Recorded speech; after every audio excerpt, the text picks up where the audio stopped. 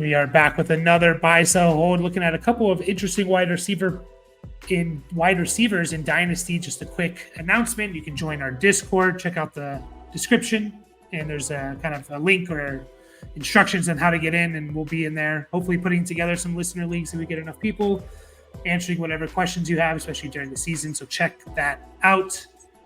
But we are looking at two receivers that are slightly volatile. Their value can go up, value can go down. We're talking about if we would buy, sell, or hold them. We have Jordan Addison, obviously rookie last year, so he's very young. He's the wide receiver 23, according to Keep Trade Cut. Startup ADP is a mid-6th round, and he's the wide receiver 26. And essentially, he's going for a late first in 2025 and the 109 in 2024. So you're looking at Brock Bowers, Xavier Worthy, Brian Thomas, Bo Nix, kind of right in that range. So, Brian, are you buying, selling, or holding Jordan Addison? Yeah. Jordan Addison's an interesting one because I don't think he's always going to be the wide receiver 2 as long as he's on the Vikings. Jefferson is just the man, obviously. That kind of goes without saying, even though I'm saying it.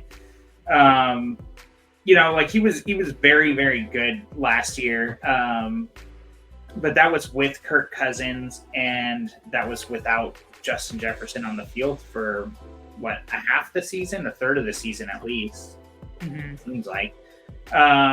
So I don't expect him to repeat necessarily with McCarthy. I mean, granted, Hawkinson's not going to be there. So it's a little tough. I don't think, 10. I don't think penciling him in for the 10 touchdowns is a smart thing to do. Which is obviously, that'd be a good chunk of anyone's fantasy points. When it comes to trading or, selling him for the 109, I don't think I'm doing that. I think it's very board dependent. I would do that in the draft if I could get, a Bo Nix, a Brock Bowers. I don't think I'm trading him for either of the other two receivers you just mentioned, Xavier Worthy or Brian Thomas. I feel like that might be kind of a little bit of a lateral move.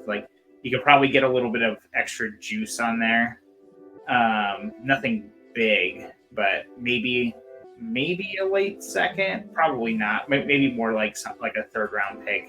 And honestly, I don't think that's really going to do it for me. So I think I'm holding, but it's kind of board dependent. In the draft, I wouldn't mind exploring this as an option. Yeah, I'm kind of in both ways, I guess. If you felt strongly about, for example, I feel very strongly about Xavier Worthy. He's my guy. I've liked him since before he ran the 4.21 and got on the Chiefs. And so I if I had to choose between those two players, I'd actually choose Xavier Worthy. If you feel that way about Brian Thomas, I'm fine with you making this transition, even if you don't get anything else on top of it, because like you said, that Jordan Addison's always going to be the wide receiver 2 as long as he's on the Vikings, and he's going to be on the Vikings at least 3 more years, maybe 4 more years. It's tough to know. If you look at his production, his numbers without Jefferson, about half his production came without Jefferson, but it was in about half the season. It was 7 games, right? So it's of course, that's almost half the season. Of course, it's slightly less, but of course he's going to have half his production in half the season, right? He was getting more targets, that's for sure. A couple double-digit games there and things like that. But then when Jefferson came back, Kirk Cousins wasn't there, and he's really hard to know what exactly is he, because to start the year when Cousins and Jefferson were there, well, he's a rookie.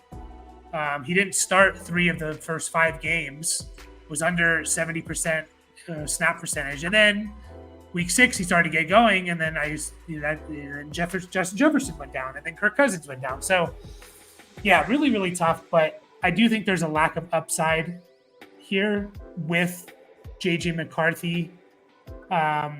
Mostly because of the touchdowns. I still think he can throw for yards, and that's, the Vikings offense is going to be, it's just a lot is dependent on JJ McCarthy. And I don't like prospects like that, or assets where like so much is dependent on not just the player themselves, So I kind of like, I mean, it's a bad example, so I won't bring it up. But it's just, again, like so much could go wrong.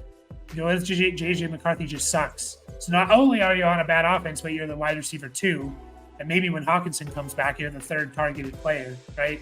So yeah, I'm kind of good with both. If you want to sell him for that, I'm not going to bat an eye. I might do it if I can get Worthy or maybe even Nix. But if you want to keep him, because it's like this is a rookie receiver that just put up 900 yards and 10 touchdowns, which is really damn good, I'm fine with that too. Yeah, I know that, and that's part of the thing like that makes it seem like maybe that's like selling it a little too cheap, because there's a good chance you drafted him at the 109 last year, and like the 109 this year is not exactly the 109 from last year either, kind of a thing. So yeah, I just feel like basically doing like the re-roll, like kind of like what you said, after a guy did what he just did, it's a little bit, I don't know if it's short-sighted, but it's kind of like you're almost like discounting it, and like like we said, there's a lot of things that kind of went into that. So, but hey, teams need wide receiver 2s also. So, and if this is a good functioning offense, or Addison has a very good chance of being very good. Like there's that side too. Just because he's the wide receiver 2 doesn't mean he can't be top 15 or top 20. Is it going to happen next year? Probably not. But sorry, I meant your fantasy team needs running a wide receiver 2. So yeah. That too. Another player which people feel very, very strongly about is George Pickens, 23.2 years old. Is the wide receiver 26. So he's right behind Addison, going at the 604. So they're 3 picks apart, going as the wide receiver 24.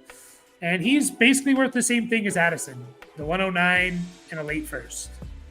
I'll start here and give you time to think and digest what I'm saying, but I'm going to sell him. I'm also not a big Pickens guy, and I know people are, because he does make spectacular catches, and he can have some boom games. I just don't know how consistent. Now, my biggest issue with him is his usage, his yards per reception. His rookie year, over 15 yards per catch. Last year, he led the NFL in 18.1 yards per catch. And even going back to college, that's kind of the player he was. His last year at Georgia, again, it was only 5 catches, but 21 yards per reception. But then the other 2 seasons hovering right around 14, 15 yards per reception. So it's kind of just who he is now. They're talking about using him differently and running more routes. And, I could be very, very wrong about Pickens, and I'm willing to acknowledge that and accept it.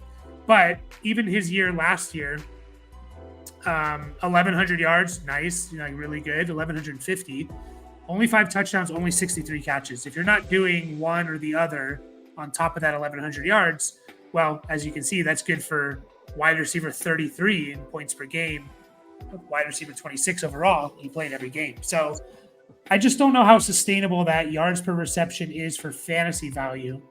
Not many players, if you go back and just look, there's very few players who have put up multiple seasons where they're averaging 1,200 yards while averaging 18, 17 and a half yards per reception. Like there's like Deshaun Jackson and Vincent Jackson are like the 2 in the most recent decade or so.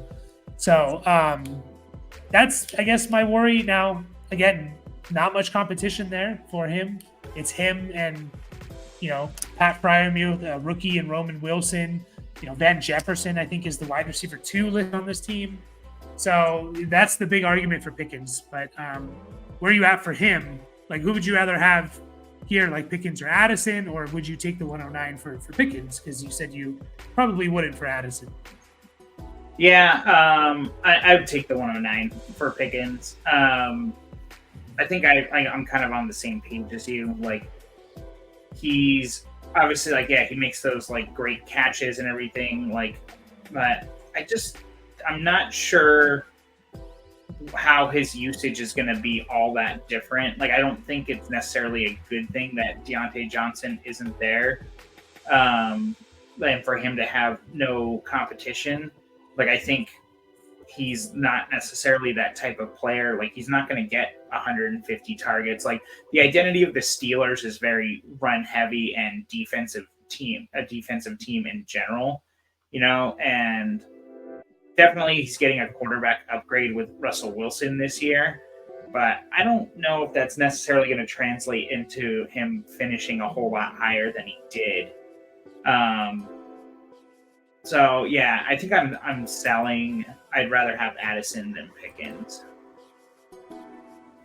Yeah, you bring up a good point with like, okay, yeah, they're gonna expand his role, and can he do that though? Like, there's that as well. Like, can he be the number one guy who teams focus on, and that's who they put their best defender on and things like that. Like, it's okay to get that role, but you also have to excel at it, right?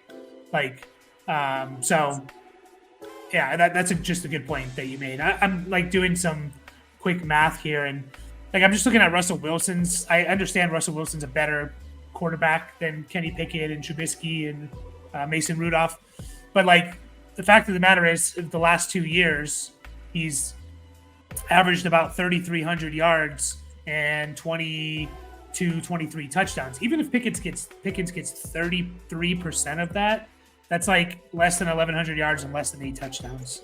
Yeah. Like, even if he gets a huge percentage of that, it kind of puts him right back to where he finished last year, which is fine. Like we just said, or like I just said, your fantasy team needs wide receiver twos also, but I think, I just don't really see the ceiling there. Like he might have like that overly efficient year, but I think he's going to need a little bit more going on the rest of the field to kind of make him that efficient. I don't know. Yeah. I mean, just look at like Cortland Sutton. Like everyone's like, oh, he's going to be Russ's guy. It's like, well, Cortland Sutton was Russ's guy, and yeah, he was fine, but like he was 770 yards, 10 touchdowns, and 60 catches. Like, he was George Pickens with more touchdowns and less yards. So it's like, okay, like I understand he could be the guy, and I don't know. I just, because if he has another of these type of seasons, like he's going to continue to fall.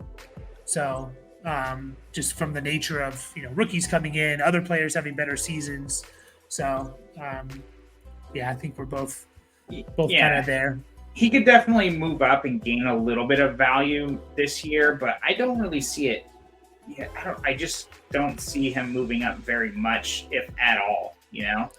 He'd have to put up 1,400 yards and 8+ touchdowns and 80 catches. Like he'd have to significantly increase his numbers to move up, in my opinion. Yeah. So, but yeah, I think that's it with these two. Unless you have another thing you want to say about Addison or Pickens. No, I think they're very similar players, like range-wise, but I think most people will have their guy out of these two, and you might be able to swap one for the other like pretty easily if you feel strongly about the one that you don't have. So maybe try that.